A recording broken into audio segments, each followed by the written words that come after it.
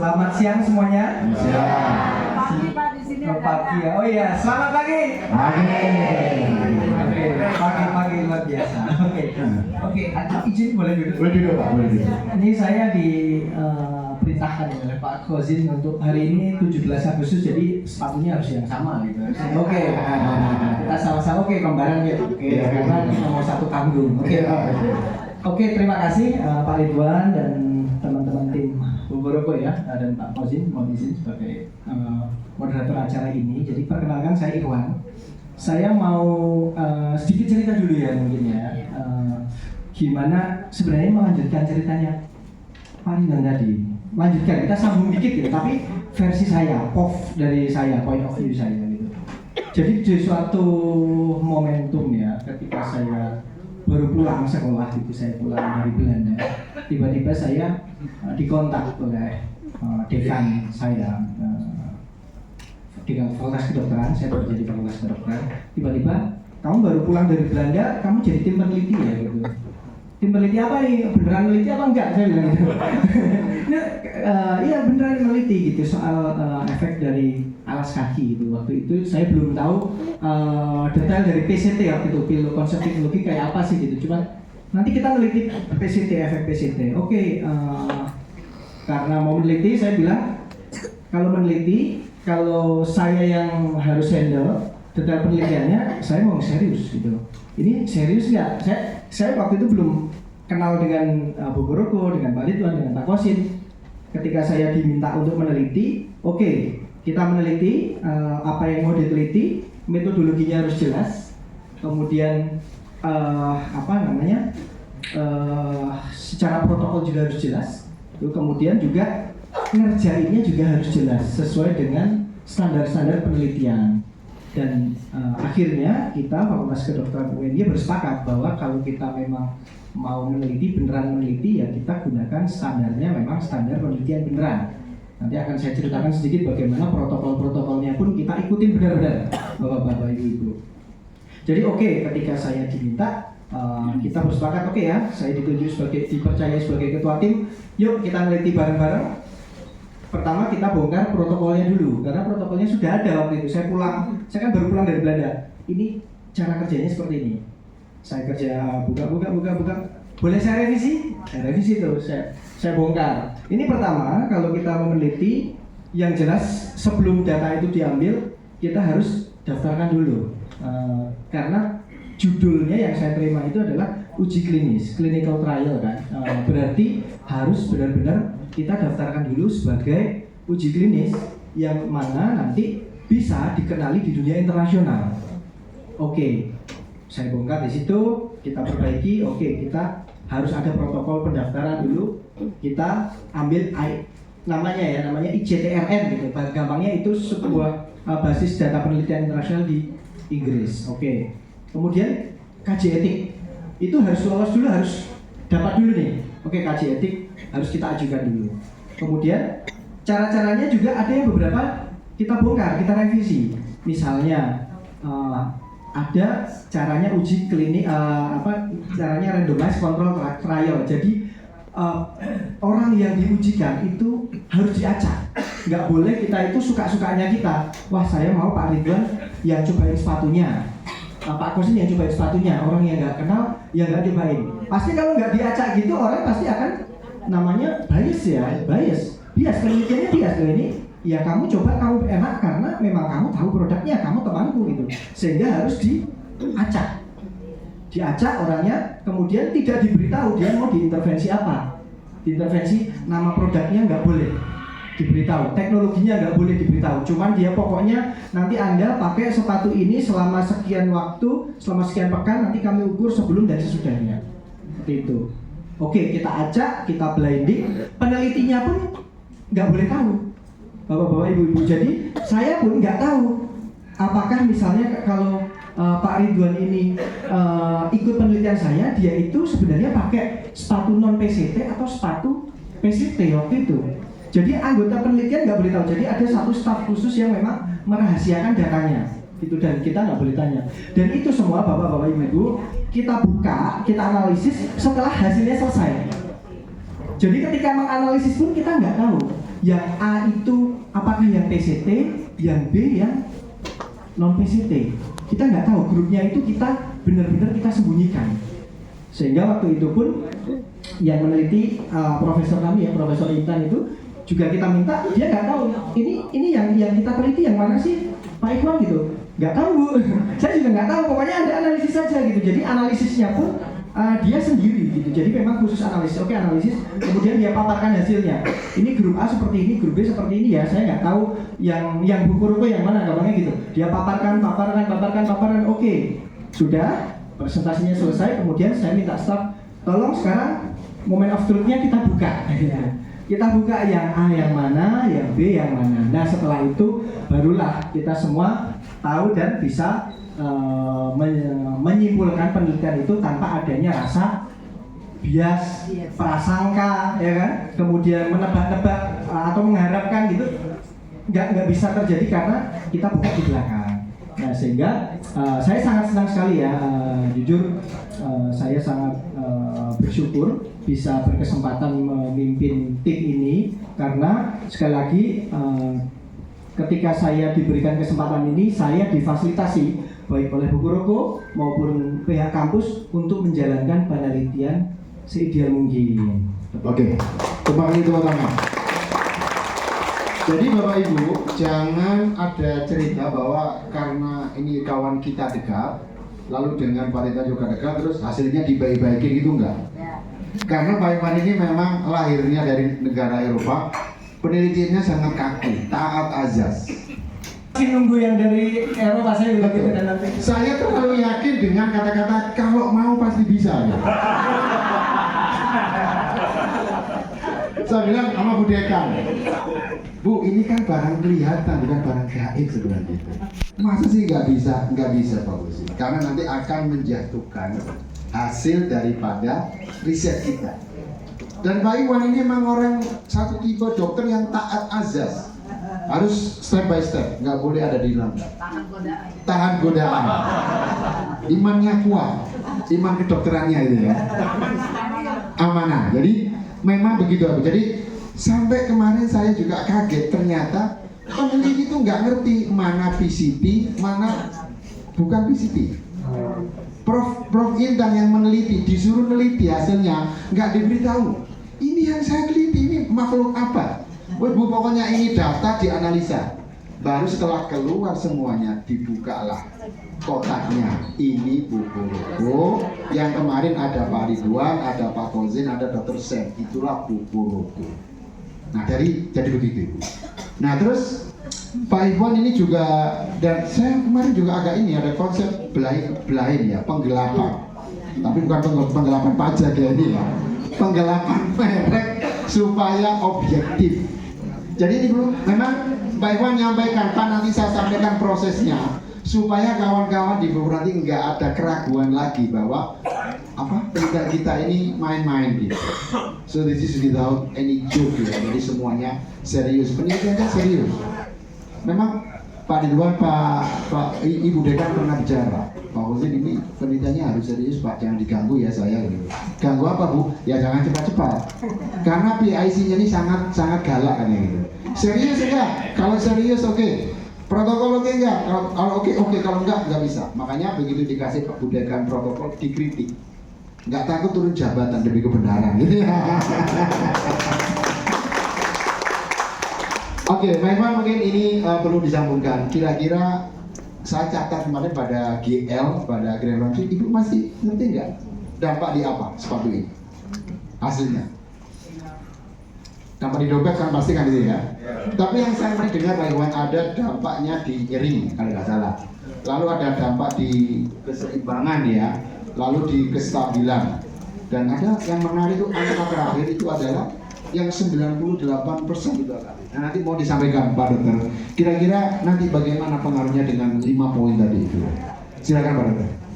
Baik, ini duduk atau berdiri? Berdiri boleh duduk. Tapi kalau bisa berdiri Kak. Berdiri aja ya. Oke.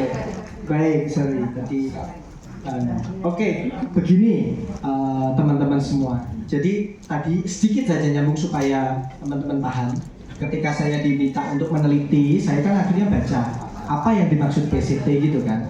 Ternyata intinya adalah itu sebuah teknologi yang mana ada layer-layer yang kemudian harapannya itu menjadi shock absorber ya. Shock absorber itu sebuah menyerap apa istilahnya beban ya, menyerap beban gitu. Jadi gini konsepnya adalah bahwa tubuh kita itu kalau dari kepustakaan itu rantai kinetik Bapak-bapak Ibu. Gampangnya rantai kinetik gimana sih? Semua bagian dari tubuh kita itu saling berhubungan. Rantai kinetik namanya rantai ya, rantai kinetik itu kinetic chain itu kalau di sini itu digoyang, maka yang depan bisa ngefek. Nah, tubuh kita itu rantai kinetik dari telapak kaki sebagai fondasi, ankle-nya, kemudian tungkai bawah, lutut sampai panggul itu rantai kinetik kita. Jadi kalau misalnya di bawah ada masalah, misalnya tadi ada beban yang jatuhnya berlebih pada kaki, kakinya itu menerima beban yang keras, kurang shock absorber ya, maka rantai kinetiknya gimana? Naik, ya kan? Fondasinya berat diganggu, akan rantai kinetiknya menjalar ke atas, bisa nyerinya pada tungkai dan pinggul tadi. Sehingga kalau saya kemudian melihat bahwa kaki kita itu supaya tidak nyeri itu butuh shock absorber yang baik, atau sebaliknya kalau shock absorbernya kurang, kita itu injak permukaannya terlalu keras atau alas kakinya jelek, itu akan menyebabkan nyeri. Maka yang saya teliti pertama adalah parameter nyeri dong, betul ya? Makanya kita lihat apakah ada perubahan nyeri, itu satu. Kemudian stabilitas, sama. Kenapa saya cek stabilitas? Karena stabilitas itu sangat berpengaruh, Bapak-bapak, Ibu-ibu. Alas kaki yang buruk itu akan menyebabkan stabilitas kan jelek ya. Kalau kita stabilitasnya jelek, tadi kalau kita kembali ke konsep rantai kinetik tadi, ngefeknya ke atas. Ketika Anda nggak stabil, otot tungkai, otot panggul itu akan kerja lebih keras. Ototnya akan kaku, akan pegel, namanya overuse karena kerjanya terlalu berlebih. Nah, sehingga alas kaki itu harus punya stabilitas yang baik. Karena kalau Anda pakai alas kaki yang stabilitasnya jelek, maka otot-otot lain ini akan berusaha keras supaya Anda stabil, ya kan? Jagain gitu. Nah, jagainnya gimana kompensasinya? Kerja lebih keras gimana? Overuse, kaku. Nah, otot kaku itu bisa terjadi di mana-mana, dan kaku itu menyebabkan nyeri. Gampangnya back pain, nyeri back pain sini itu kira-kira 80% sampai 90% itu masalahnya adalah karena kekakuan otot. Sisanya baru saraf kejepit. Nah, makanya saya juga akan teliti stabilitasnya ya. Jadi nyeri, kemudian stabilitas. Nah, ini yang nyeri tadi. Yang nyeri sudah pernah saya sampaikan bahwa yang grup PCT ini skor nyerinya itu kalau makin turun, Bapak Ibu, itu makin bagus gitu, makin nggak nyeri gitu. Jadi gampangnya itu kalau di sini nggak nyeri, yang paling atas itu skornya makin tinggi makin sakit gitu. Nah, dari data ini menunjukkan bahwa yang biru ini grup PCT ya, yang merah itu non PCT, itu menunjukkan bahwa dalam 2 minggu pemakaian saja keluhan nyerinya turun secara statistik. Ini bukan saya yang nulis, ini Prof. Intan yang nulis. Secara statistik signifikan bedanya. Berbeda bedanya. Itu dulu. Oke. Next. Ya, ini next aja. Ini tadi cara ukur nyerinya nggak perlu saya sampaikan ya. Ini juga next aja. Next. Nah, ini keseimbangan tadi. Bapak-bapak, ibu-ibu, Anda bisa lihat bahwa dengan tes functional reach test tadi yang kita bilang keseimbangan ya, stabilitas ya, Anda bisa lihat bahwa di sini ada peningkatan stabilitas dan keseimbangan secara drastis dan berbeda signifikan di akhir uji penelitian. Yang biru itu yang PCT, yang merah itu yang non PCT. Mungkin Anda pusing dengan grafiknya, tapi sudah kita berikan keterangan di sebelah kanan ya. Berarti ada peningkatan stabilitas Bapak Ibu. Jadi nyerinya ada perbaikan, kemudian stabilitasnya tadi ada perbaikan. Kenapa Pak itu perlu stabil kita? Ya, tadi sudah saya ceritakan ya. Kalau kita nggak stabil, maka akan ada kompensasi otot-otot kita itu menjaga biar stabil. ya kan? Nah, ketika otot kita itu mengkompensasi kita supaya stabil, ototnya ini akan kerja lebih keras. Maka akan ada overuse namanya, pemakaian yang berlebihan. Nah, kalau overuse lama-lama ototnya kaku, tegak, akhirnya timbul nyeri. Seperti itu. Jadi back pain itu komplain ya karena overuse ya Pak? Iya, mayoritas karena overuse, karena kerja otot yang terlalu keras. Terlalu keras ya. Oke, next. Oh ini ukurnya ya Pak ya. Terus Ini ya ini keseimbangan statis, next aja. Keseimbangan sudah kita sampaikan ya, next. Ya, kemudian yang ketiga kita cek dengan kuesioner. Ada namanya kuesioner standar internasional. Ini digunakan banyak juga oleh dokter-dokter rehab dan dokter-dokter lain tentu saja yang menilai kesehatan kaki, adalah Foot Health Status Questionnaire. Jadi kita pakai scoring Pak. Intinya itu kita nilai dengan pertanyaan-pertanyaan semacam ini. Ini Anda bisa lihat pertanyaannya, berapa tingkat nyeri kaki yang Anda alami, seberapa sering Anda mengalami nyeri kaki dalam 1 minggu terakhir, macam-macam ini kita tanyakan. Jadi before dan after pakainya kita tanyakan dan kita scoring. Kemudian next, dari hasil kuesioner ini gambarannya, kalau yang paling tinggi itu 65, yang terendah itu 11. Jadi gambar ini menunjukkan kalau skornya tambah turun berarti tambah bagus ya. Nah, kemudian kita lihat hasilnya. Next, di sini kita lihat bahwa yang biru ini adalah yang PCT, yang merah itu yang non PCT. Anda bisa lihat bahwa dalam 2 minggu pemakaian terjadi penurunan skor. Kalau penurunan skor artinya tadi apa Pak? Berarti ada improvement atau tambah bagus ya. Tadi skornya makin kecil, makin dia kakinya sehat, dan itu sudah nampak pada 2 minggu setelah penggunaan. Jauh lebih cepat dibandingkan yang merah, yang non PCT. Dan pada akhirnya Anda juga bisa lihat, pada akhirnya juga di akhir penelitian kita bisa lihat bahwa yang grup PCT itu punya skor yang lebih rendah dibandingkan dari skor yang non PCT. jadi artinya bahasa masyarakat awam, dengan menggunakan sepatu buku-buku yang ada PCT itu, kesehatan kaki secara keseluruhan akan terjaga. Ya, lebih baik dibandingkan yang tidak pakai PCT. Tidak pakai gitu ya. Iya, iya. Jadi artinya itu cara bijak lah ya untuk ngurusin kaki kita gitu. Sama kesehatan kita. Iya, iya. Dan penelitian seperti ini. Iya, oke. Apalagi 2 minggu pertama ya Pak. Jadi sangat cepat efeknya gitu. Dalam 2 minggu pemakaian, yang mana minimal pemakaiannya adalah 150 menit per pekan ya, minimal ya. Itu ternyata sudah memberikan dampak terhadap scoringnya. Dalam 2 minggu saja ya. Ya, ini dalam 2 minggu terjadi beda yang cukup signifikan. Jadi yang biru ini PCT buku-buku itu, yang merah tidak ya Pak? Iya. Oke. Thank you. Next. Nah, kemudian akhirnya pada akhir penelitian kan kita akan meminta subjek ya, peserta penelitian baik dari kelompok PCT maupun PCT untuk menilai kenyamanannya ya. Oke. Dari kenyamanannya kita tanya kenyamanannya bagaimana. Kemudian yang kedua kita tanyakan, apakah setelah Anda pakai sepatu itu baik grup A maupun grup B, Anda akan merekomendasikan ke teman Anda karena sepatu itu nyaman gitu kan. Jadi harus tahu skor kenyamanannya diri mereka sendiri dulu sebelum mereka merekom ke orang lain. Next. Nah ini hasilnya. Nah dari sini saya nutupin ya.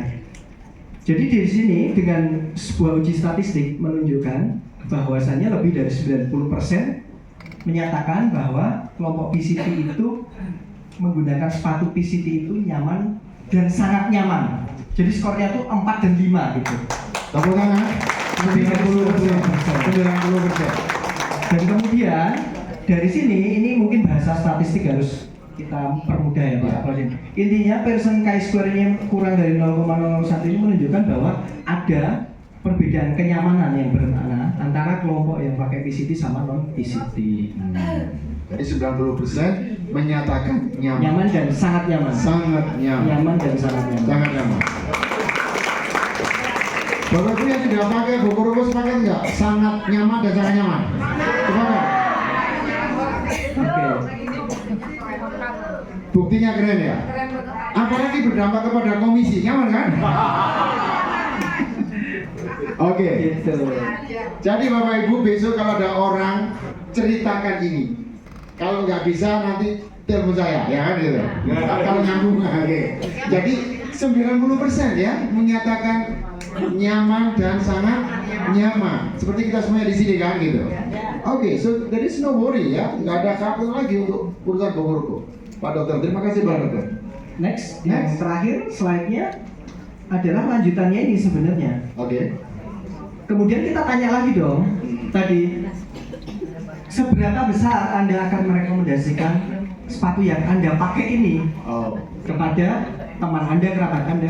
Waktu itu belum tahu ya, mereka itu sepatunya kan nggak tahu mereknya dan sebagainya kan, memang kita blending kan. Iya, betul. Oke, yang di kelompok biru Anda bisa lihat bahwasanya lebih dari 96% di grup biru atau grup PCT atau Bogoroko menyatakan akan merekomendasikan dan sangat merekomendasikan dari penggunaannya. Dan dari uji Pearson Chi-Square kurang dari 0,01%, 0,01 maksudnya adalah bahwa kelompok yang ini secara signifikan yang biru lebih tinggi untuk merekomendasikan sepatunya dibandingkan kelompok yang non fisik. Oke, Bapak Ibu, menarik ya? Apa menariknya? Masuk akal. Setelah dia menggunakan nyaman dan sangat nyaman, maka mereka merekomendasikan, betul nggak? Kalau dia merasa nggak nyaman atau sangat nggak nyaman, mana mungkin merekomendasikan, betul kan? Ini yang tadi saya baca. Jadi ini sebuah kejujuran dan logis, karena dia merekomendasikan karena sudah memakai dan merasakan. Pak dokter ini sudah merasakan Bogoroko Bapak Ibu.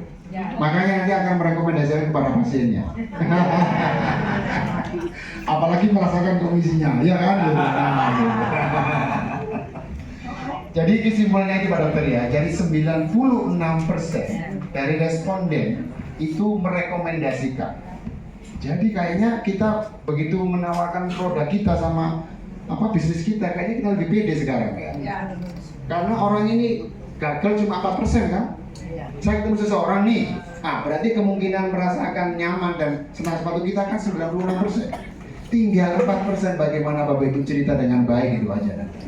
Betul kan? Oke, saya pikir sangat-sangat menarik. Oke Pak Iwan, menurut Pak Dokter ini, walaupun Pak Dokter bukan seorang bisnismen ya, ketika menghadapi atau mendapatkan fakta hasil penelitian seperti ini gitu ya, kawan-kawan kita mau mengembangkan bisnisnya bercerita kepada orang lain, baik yang sehat maupun nggak sehat, itu gimana Pak penerimaannya kira-kira dengan data tadi? Baik, tadi Pak Rosin sudah bilang ya, saya bukan bisnismen, saya bicara di sini akademisi. Ya kita tinggal memaparkan hasil risetnya saja. Kalau saya sebagai akademisi, karena saya sudah melakukan semua protokol penelitian itu semampu saya dan saya berikan yang terbaik dengan meminimalisir semua bias dan kesalahan, ya saya akan cerita hasil penelitian ini apa adanya. Nah, yang saya temukan adalah yang kita temukan, yang UNY temukan sebenarnya, bukan saya, karena saya adalah satu dari banyak peneliti, ada belasan anggota peneliti ya dengan multiple spesialis di situ. Ya saya akan bisa membaca data ini sebagai dengan suatu teknologi PCT ya, kita bisa berasumsi bahwa teknologi PCT, alas kaki dengan teknologi PCT akan memberikan improvement dalam satu, penurunan keluhan nyeri, yang kedua peningkatan stabilitas fungsional tubuh, yang ketiga peningkatan skor, peningkatan status kesehatan kaki, kemudian yang ketiga aspek kenyamanan yang keempat, aspek kenyamanan yang tinggi, yang kelima ya ini sudah di luar penelitian, tapi Anda bisa lihat bahwa mayoritas orang yang menggunakan itu akan merekomendasikan pada orang lain sebesar 96%. Luar biasa. Jadi Bapak Ibu terjawab sudah beberapa penasaran kita. Lengkaplah sudah ceritanya bahwa Bogoroko ini sudah punya PCT, kemudian sudah halal, direkomendasi sama IDI, dan ujinya mengatakan bisa mengurangi nyeri dan lain-lain tadi. Maka ibu tinggal lari kenceng sama bapak-bapak ya, lari mengejar sertifikat. Oke, Pak Iwan, saya pikir ini dulu dan terima kasih banyak kita beri tepuk tangan Kak Maria kepada Bapak Iwan.